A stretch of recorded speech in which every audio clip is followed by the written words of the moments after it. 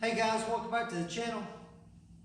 Tonight is Saturday night, and I'm out in the shop, and I'm gonna try to start working on the wiring harness, putting it on. Also got a new key switch. And the good thing about the Rayco, they labeled everything on the whole shebang. On each wire, they labeled what it should go, what it should go to. And so, and on top of that, the wires itself is, it's got the wire, the lettering on it also. So if yours catches fire, or like in my case, somebody had butchered the starter wire off of, so we had to rerun a new wire to the starter. So I've had problems out of it ever since I've had it. It comes sporadically off and on. So it's somewhere's got a short in it.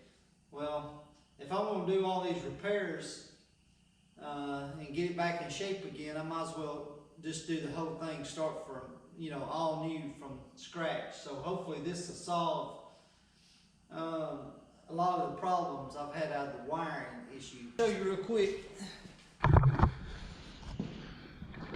So I already took the cover off, and you got to remove these two gas lines. So I went over to my shop, got some plugs. I got a kit, where it ain't gonna make a mess everywhere. You can see, these are GIC. Most of these fittings on this stump grinder is GIC. I hadn't found anything else other than maybe O-Ring Boss. I think I found a couple of fittings on it with that had O-Ring Boss on it. So that looks like it's going to be the biggest part. I've got to take off a bunch of these hoses. I'm going to try to lay it flat up against the motor itself, or the transmission on the back end of the motor, or the block, or whatever you want to call it, and try to do like the factory had it. It's got the it's got a cover on it.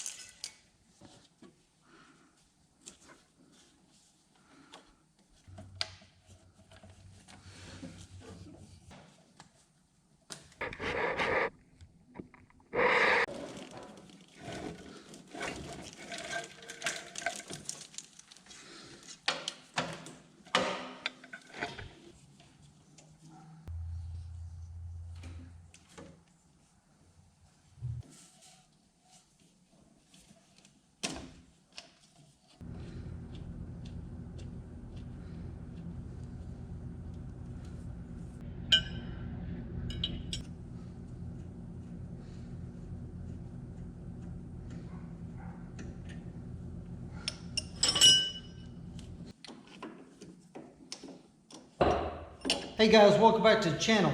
Today I'm going to finish putting the hose and the new wiring harness on this Rg50 stump grinder.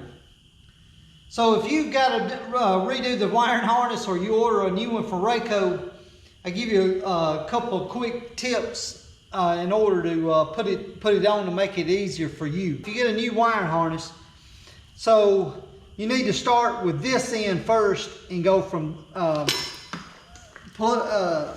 go in like this right here. So you would start the small end, feed it through here, go all the way around to the other side. The second thing is I would take this hydraulic valve spool. I would take it. There's two bolts right here, and I would slide it forward, and then it's 10 times easier. Once you get that, it goes so much faster once you get the this out of the way.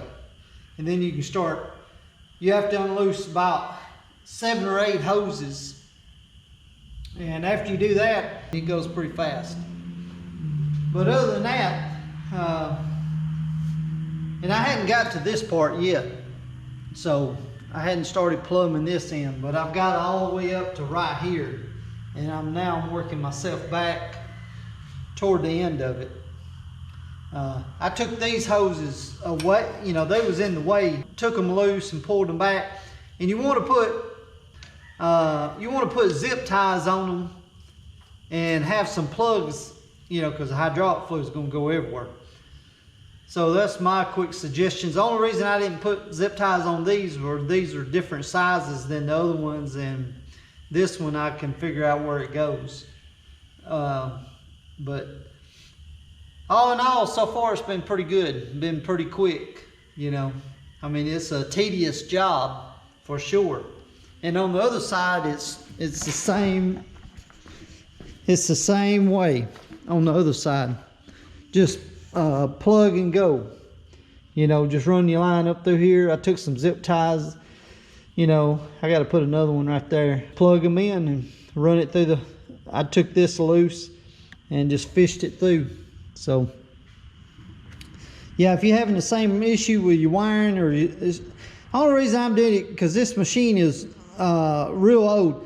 This year was the first year that I've had problems whatsoever out of the stump grinder. I mean, you know, not motor wise. I've never had any, knock on wood or metal or whatever. I've not had any major problems out of the engine. I've got to do this leaking right here a little bit. I've got to tighten that up. You can tell by the sawdust collecting right there. So there's something leaking right there. But other than that, overall it's a great engine and great motor. That Deutsch, I'd highly suggest getting one. I mean, I've had good luck. Just there's a couple engines that I've had good look at. I mean, that bucket truck of mine, that DT 466, it's been a great engine. I mean, if you're looking to buy a bucket truck or international, I would highly suggest that one. That's in a different that's on a different subject, but you know, same thing. It's reliable. I've had great luck out of it. But I'm hoping to finish this up. I'm hoping to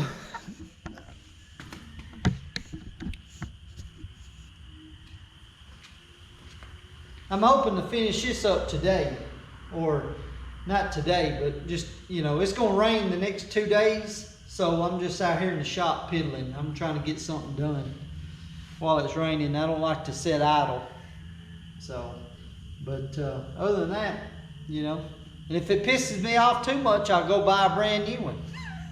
That's the way when I bought this one. So, and I don't want to get too frustrated because I'll end up buying a new one. So, you know, that's the way that works for me. If I get aggravated enough, I'll just write a check. Hey guys, if you like the videos, hit the like button and the subscribe button, and I will see you on the next one.